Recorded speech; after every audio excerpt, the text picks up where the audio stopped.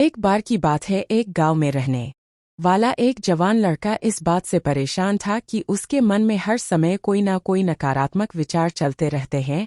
उसका मन कभी शांत नहीं रहता। उसके मन में या तो अपने अतीत के बारे में सोचकर विचार आता रहता है कि काश मैंने इस काम को ऐसे कर दिया होता, उस काम को वैसे कर दिया होता, या फिर वह अपने भविष्य के बारे में सोच सोच कर डर रहता है कि कहीं ऐसा हो गया तो क्या होगा, कहीं मैं सफल हो जाऊं, कहीं मुझसे कोई गलती ना हो जाए जिसकी वजह से लोग मेरा मजाक उड़ाना शुरू कर देंगे। और ऐसे ही कई सारे नकारात्मक असफलता से भरे विचार उसके मन में हर समय चलते रहते हैं। वह हमेशा ही विचारों में खोया रहता और अंदर से भरा हुआ रहता है। फिर उसे किसी ने बताया कि यहाँ पास के जंगल के नीचे एक बौद्ध भिक्षुक रहते हैं, तुम उनके पास जाओ, वह तुम्हारी इस मानसिक समस्या का समाधान अवश्य कर देंगे। वह लड़का उन बौद्ध भिक्षु के पास जाता है और अपनी सारी समस्या उन्हें बताता है। बौद्ध भिक्षु लड़के की बात पूरे ध्यान से सुनते हैं और वह कहते हैं, तो तुम मुझसे क्या जानना चाहते हो? लड़के ने कहा, मुनिवर, मैं अपने मन को खाली करना चाहता हूँ। मैं आपसे यह जानना चाहता हूँ कि मन को खाली और साफ कैसे करते हैं? भिक्षु ने कहा, मन को खाली और साफ करना कोई 1-2 दिन का काम नहीं है, यह बहुत ही लंबी प्रक्रिया है। तो क्या तुम इसके लिए तैयार हो? लड़के ने कहा, हाँ, मैं कितनी बड़ी प्रक्रिया से गुजरने के लिए तैयार हूँ। बौद्ध भिक्षु ने कहा, मन को खाली और नकारात्मक विचारों से दूर रखने के 6 तरीके हैं। मन को नकारात्मक विचारों से दूर करने का पहला तरीका है, ऐसे लोगों के साथ छोड़ दो जो हमेशा तुम्हें कमजोर, पिछड़ा हुआ, लक्ष्यहीन और गरिमा के दिन या साल महसूस करवाए।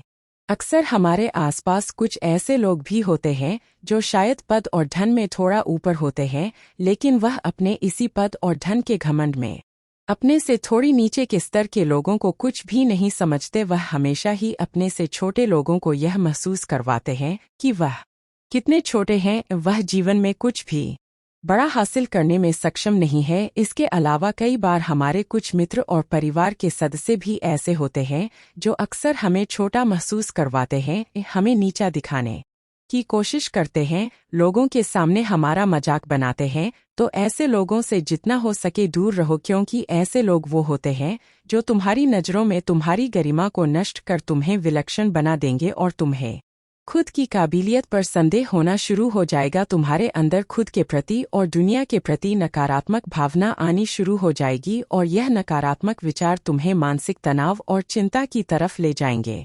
दूसरा, बहुत ही कम और चुनिंदा लोगों को ही अपना मित्र बनाओ। ऐसे लोगों को अपने मित्र बनाओ जिससे तुम कुछ सीख सकते हो, जिनके तुम इज्जत कर सकते हो, जो तुम्हारी भावनाओं को समझे, जिनकी सोच तुमसे मेल खाती हो, जो जीवन में आगे बढ़ने में तुम्हारी सहायता करें। हमारे जीवन और चरित्र में हमारे माँ बाप के बाद हमारे मित्रों का ही सबसे ज्यादा प्रभाव होता है, इसलिए मित्रों का सही होना बहुत आवश्यक है। और कहा भी जाता है कि तुम उन 5 लोगों के औसत हो जिनके साथ तुम अपना सबसे ज्यादा वक्त बिताते हो। अगर तुम्हारे आसपास के 5 लोग जिनके साथ तुम अपना सबसे ज्यादा वक्त बिताते हो ईमानदार हैं, तो धीरे धीरे तुम ही ईमानदारी शुरू कर दोगे। अगर वह 5 अमीर है तो तुम भी अमीर बनना शुरू कर दोगे। संक्षेप में, तुम वही बनते हो जैसे लोगों के साथ तुम अपना सबसे ज्यादा वक्त बिताते हो। किसी महान दार्शनिक ने भी कहा है कि मुझे किसी भी इंसान के मित्रों से मिलवा दो, मैं उसके मित्रों को देखकर उस इंसान के विषय में बता दूंगा। हमारी सबसे बड़ी समस्या यह है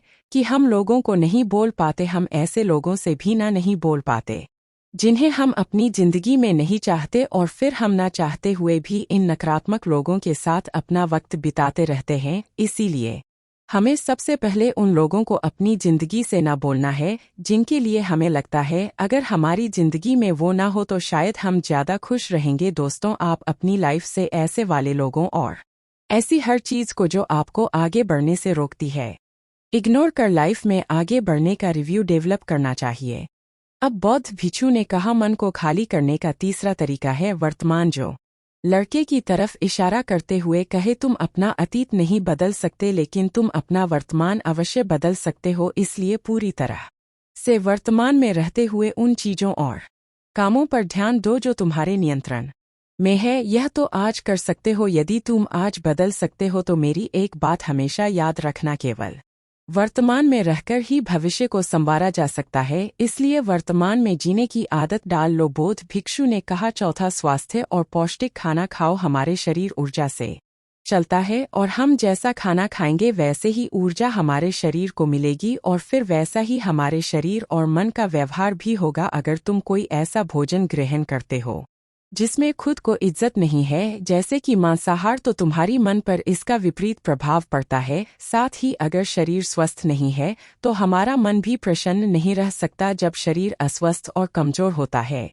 तो मन में बहुत से नकारात्मक और हीनता के विचार आते हैं। कहा भी जाता है कि स्वस्थ शरीर में ही स्वस्थ मस्तिष्क का निवास होता है और शरीर को स्वस्थ और मजबूत रखना हमारी जिम्मेदारी है। बौद्ध भिक्षु ने आगे कहा, 5वां रोज अकेले में ध्यान करो। वो ध्यान किसी के साथ नहीं है, हमेशा अकेले ही करो। ध्यान करने का सबसे उपयुक्त समय सुबह या फिर रात में सोने से पहले होता है, लेकिन अगर तुम्हें आसानी से ध्यान में गहरा जाना है तो रात का समय सबसे उपयुक्त होता है। रात में सोने से पहले ध्यान करने से नींद में भी सुधार होता है और गहरी नींद आती है। ध्यान करने के लिए तुम अपनी सांसों पर ध्यान केंद्रित कर सकते हो या फिर अपने मन में उठने वाले विचारों पर भी ध्यान दिया जा सकता है। मन में उठने वाले विचारों पर ध्यान देने से ध्यान करने वाले को ज़्यादा फायदा होता है, क्योंकि इससे आसानी से गहरे ध्यान किया जा सकता है। अगर तुम ध्यान नहीं कर सकते तो रोज कुछ समय खुद के साथ अकेले में बिताओ। कुछ के व्यवहार को जानने की कोशिश करो, यह देखने की कोशिश